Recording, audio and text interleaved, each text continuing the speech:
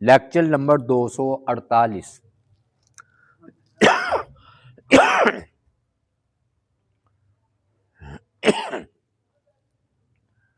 غزوہ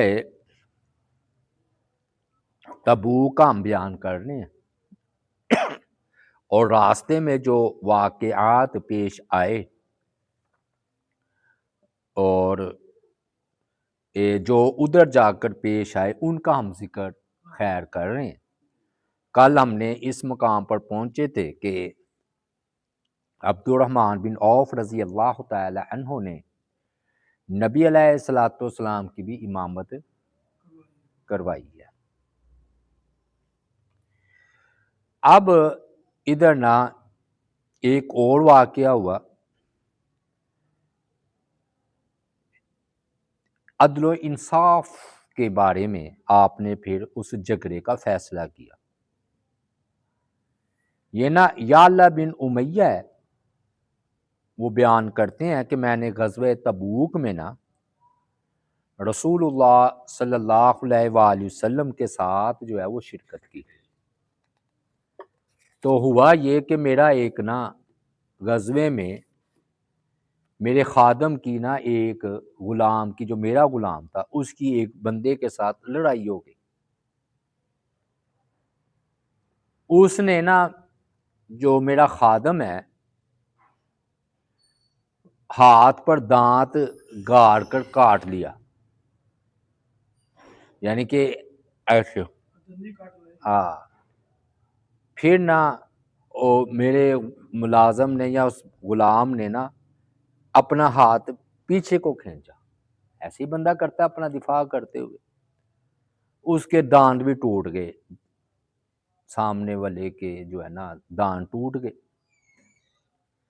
جب دانت ٹوٹے ہیں تو یہ دیت ہوتی ہے، دانت کے بدلے دانت۔ تو کہہ رہا جی میرے تو دانت ٹوٹ گئے ہیں، مجھے دیت یا قصاص دلایا جائے۔ آخر کار نا جھگڑا بڑھا تو وہ نبی علیہ الصلوۃ والسلام کی بارگاہ میں آ گئے اور اپنا مقدمہ آپ کے حضور رکھا کہ دیکھیے جی اس نے تو ایک ہاتھ کاٹ لیا، میرے غلام نے ایسے ہاتھ پیچھے کھینچا ہے تو ان کے دانت ٹوٹ گئے ہیں، اور یہ کہہ رہا ہے کہ مجھے اب قصاص کے طور پر پیسے دو، تو یہاں دانت میں بھی تمہارے توڑوں گا۔ آپ صلی اللہ علیہ وآلہ وسلم نے جب بات سنی تو جس نے یعنی کہ جس کے دانت ٹوٹے تھے نا اس کو ڈانٹ پلائی آپ، فرمایا کہ تم یہ چاہتے تھے کہ اپنے بھائی کا ہاتھ تم اپنے دانتوں سے کاٹتے رہتے جیسے اونٹ کوئی چیز چبا رہا ہو اور وہ چبانے دیتا، یعنی کہ اگر اس نے اپنا ہاتھ باہر نکالا تو کیا کرتا، تم تو چبا رہے تھے، کیا تم اس کا گوشت کھانا چاہتے تھے، اس طرح تم اس کا ہاتھ چبا رہے۔ اور مسلم کے الفاظ ہیں، صحیح مسلم کے، کیا تم میرے پاس اس لیے آئے ہو کہ میں اسے حکم دوں کہ وہ اپنا ہاتھ تمہارے منہ میں دے دے اور تم اسے اونٹ کی طرح چباتے رہو، تمہارے لیے کوئی دیت نہیں ہے۔ ہاں اگر زیادہ ہی ہے تو تم ایسا کرو کہ جو ہے نا اپنا یعنی کہ یہ اپنا ہاتھ دیتا ہے تمہارے دانتوں پہ، پھر وہ دیکھ لے تو تم وہ بھی دانتوں سے کاٹ لے، تم اپنا ہاتھ چھڑا لینا، یعنی کہ تم اپنا ہاتھ اس کے دانتوں کے تلے دو نا، تو وہ پھر چباتا رہے یا تم چھڑا لینا۔ یعنی کہ آپ صلی اللہ علیہ وآلہ وسلم کا مطلب یہ تھا کہ وہ کیا کرتا، اگر تم ہاتھ چبائے جاتے تو وہ چبائے جانے دیتا، اگر اس نے ہاتھ کھینچا ہے تو ٹھیک کھینچا ہے۔ تو آپ نے نا مطلب میرے ملازم یا غلام کے حق میں فیصلہ دیا کہ ایک روایت میں ہے کہ ایک شخص نا نبی علیہ الصلوۃ والسلام کی بارگاہ میں حاضر ہوا اور اس نے کہا اللہ کے رسول صلی اللہ علیہ وآلہ وسلم اگر مجھے فتویٰ دیں کہ یہاں فیصلہ دیں کہ اگر کوئی میرا مال لوٹنے کی کوشش کرے، چور پڑ جائے یا ڈاکہ پڑ جائے یا ہمارے ہاں موبائل چھیننے کی کوشش کرتے ہیں، تو میں کیا کروں؟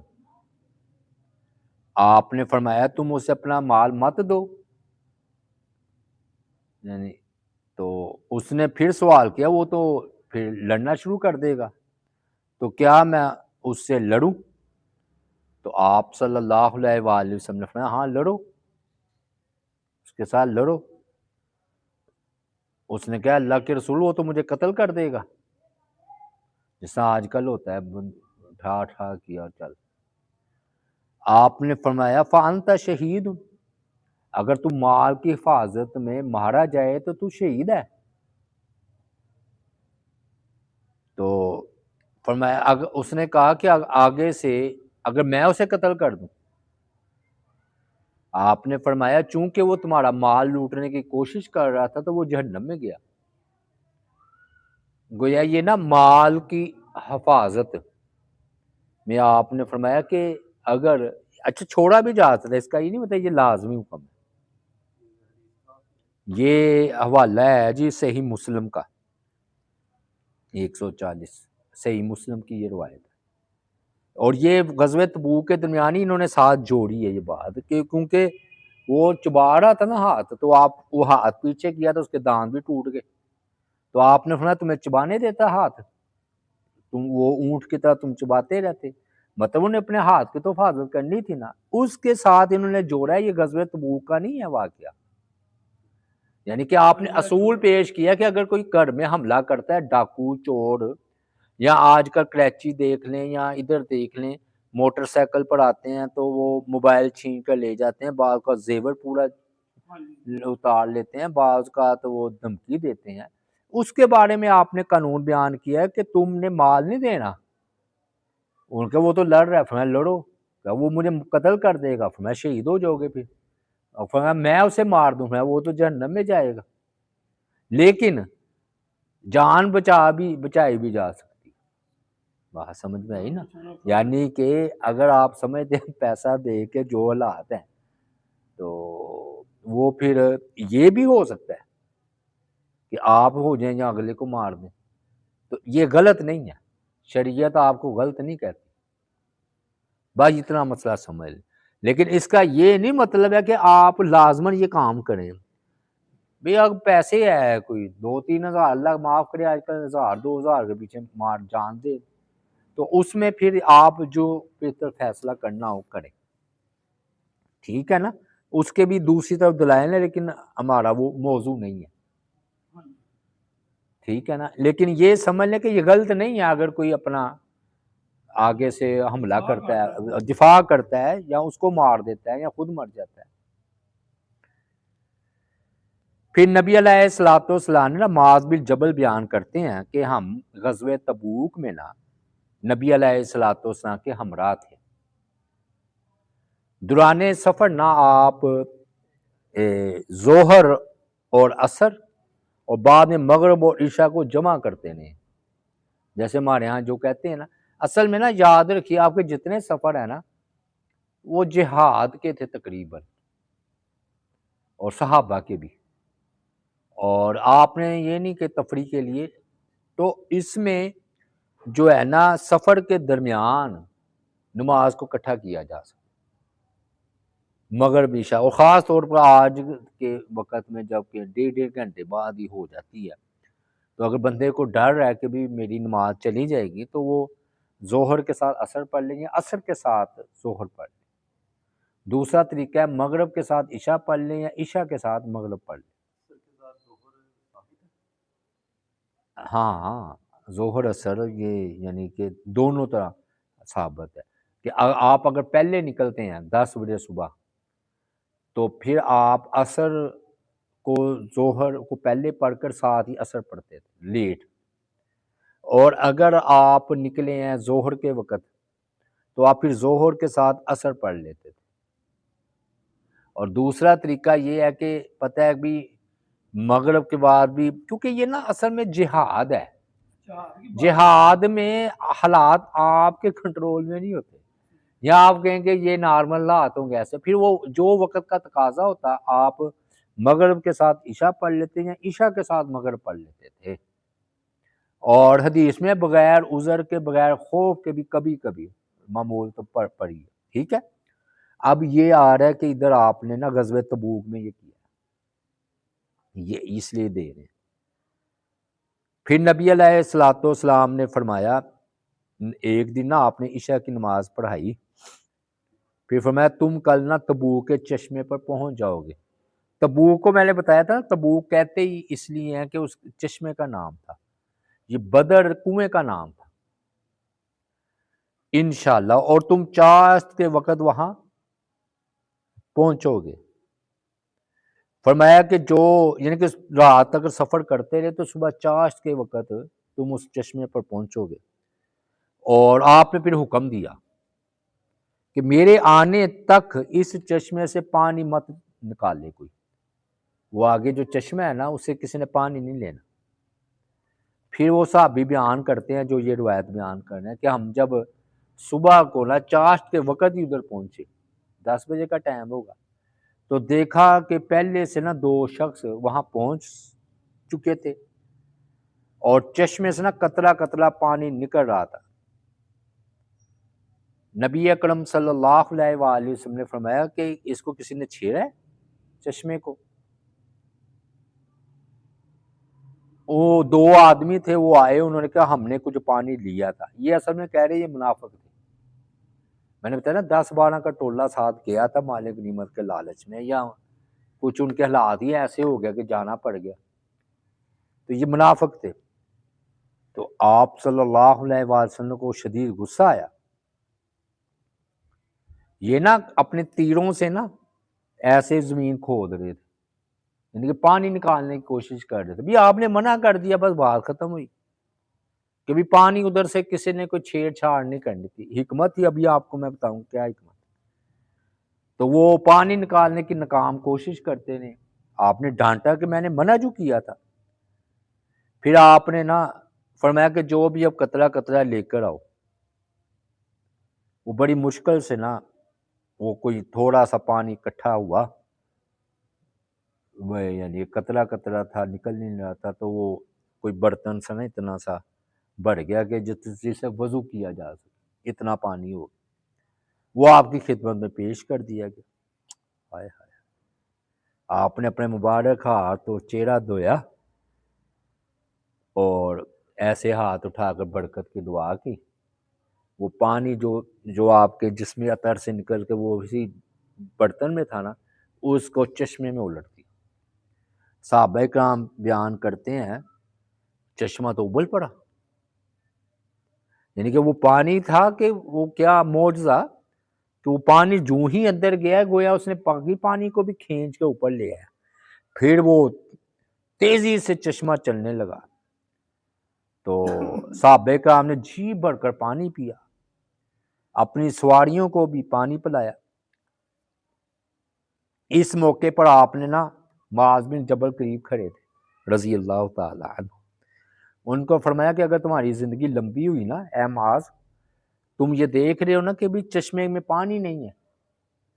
ایک وقت آئے گا کہ یہ بغا سے سر سبز و شداب ہو جائے گا یہ سارا علاقہ۔ اب یہ بیان کر رہے ہیں کہ یہ کبھی تبوک کبھی صحرا ہوتا تھا اور پانی کی بوند بوند کو ترستا تھا، اور آج یعنی کہ آج اس دور میں باغات ہیں، بھرپور ادھر فصلیں ہیں، عمدہ پھلوں کی وجہ سے مشہور ہے، اور سعودی عرب کی معیشت میں اہم کردار ادا کر رہی ہے، پھلوں سے نا کثیر مبادلہ کمایا جا رہا ہے۔ تبوک میں انگور، کھجور، سیب، کنو وغیرہ شامل ہیں، اور پورے ملک کو فراہم کیے جاتے ہیں غزوہ تبوک کے مقام سے۔ گویا آپ دیکھیے ایک وقت ہے کہ پانی نہیں نکلتا اور ایک آپ پشین کو ہی کر رہے ہیں، تو بڑا کہتے ہیں یہ بڑا خوبصورت اب علاقہ ہے، شاندار آپ کی دعا کی وجہ سے، ہاں جی۔ اور یہ اب نا پھلوں کا شہر کہلاتا ہے، یعنی کہ تبوک کا مقام پھلوں اور پھولوں کا شہر، کہ باغات بھی دعا ایسی کام کرتی۔ یار دیکھیں ابراہیم علیہ السلام دعا مانگے یا اللہ ان کو پھلوں کا رزق دے، وہ تیل نکل آیا، پٹرول نکل آیا، جو بھی ہے کھا پی رہے ہیں، مزے میں ہیں، بڑے بڑے محلات، عیش۔ 1960 سے برا حال تھا ان کا پہلے، جب یہ تیل اور یہ جیسی چیزیں نکلی ہیں، امریکہ جام ہو جائے اگر یہ تیل نہ دے، لیکن مفادات ہیں نا ایک دوسرے سے وابستہ ہیں، بڑی عیش والی زندگی بس شہزادے کہلاتے ہیں۔ تو یہ دعاؤں کا نتیجہ ہے۔ اب وہ چشمہ جی بڑی تیزی سے رواں ہو گیا، پھر خوراک کی بھی قلت تھی، پانی کی قلت تو دور ہو گئی، میں نے بتایا نا وہ کھجورے چوستے تھے 2 3 بس، اتنی قلت تھی، 30,000 کا لشکر تھا۔ تو اب نا صحابہ کرام نے نا کہا اللہ کے رسول پھر ہم اونٹ نا نہر کر لیں، نہر کہتے ہیں نا اس کو، تاکہ گوشت پکائیں، کوئی اپنا بھوک کا علاج کریں۔ آپ نے اجازت دے دی، تو ان پروگرام شروع ہونے کو تھا کھانے پینے کا، یعنی کہ اونٹ ذبح کرنے تھے۔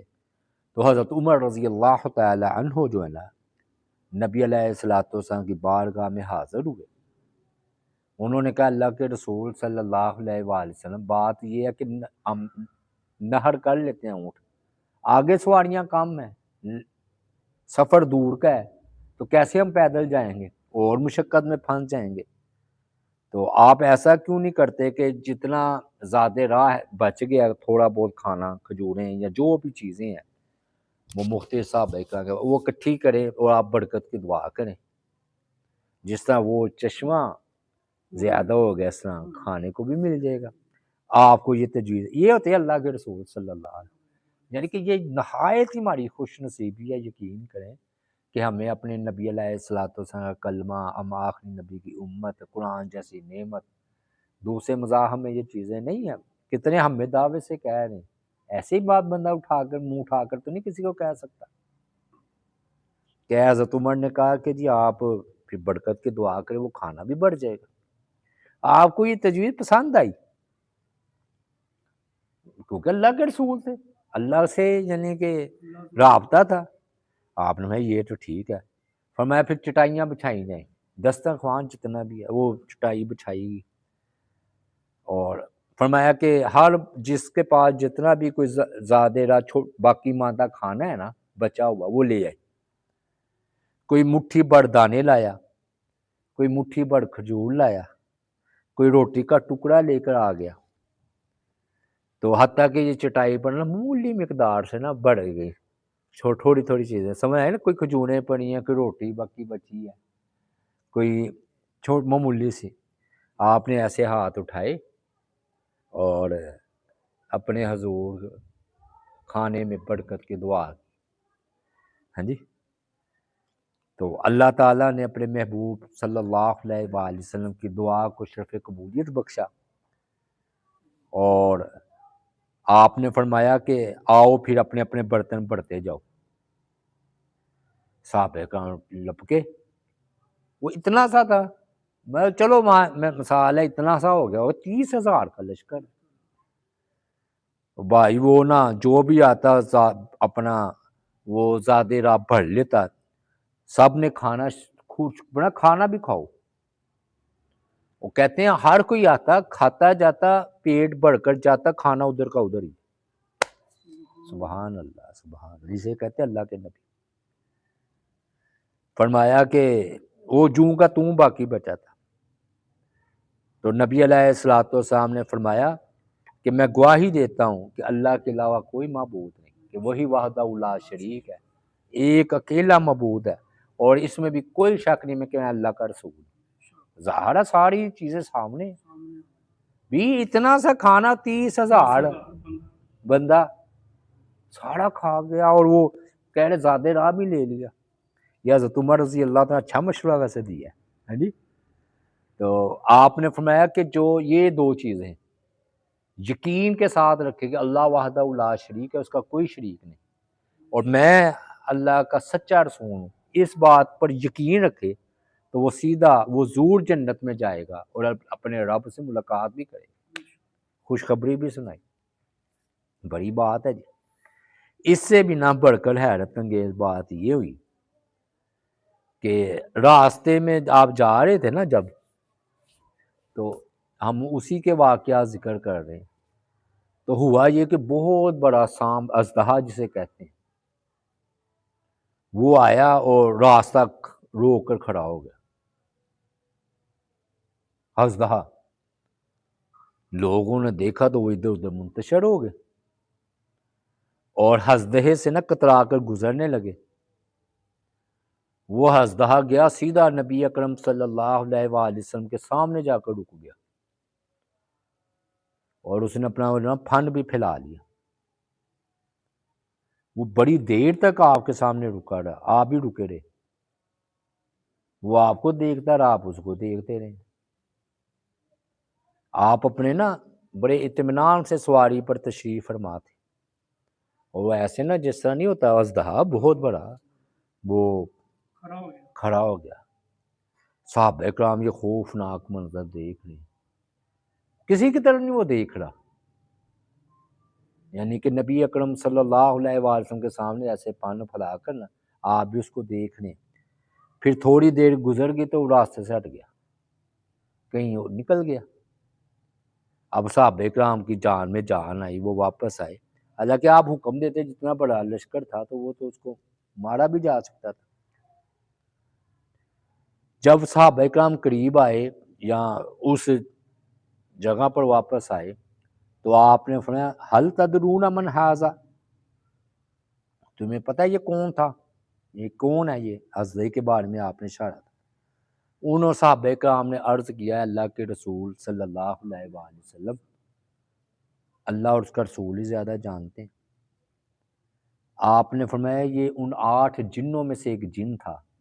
جو وہ سورہ جن نازل ہوئی تھی تو قرآن سن کر یہ مسلمان ہوا تھا۔ تو چونکہ ان کے علاقے مختلف ہوتے ہیں نا، تو یہ اس کا علاقہ تھا تبوک، جہاں راستے میں یہ واقعہ ہے نا، تو راستے میں اس کا یہ جگہ تھی، اس کا یہ مقام تھا۔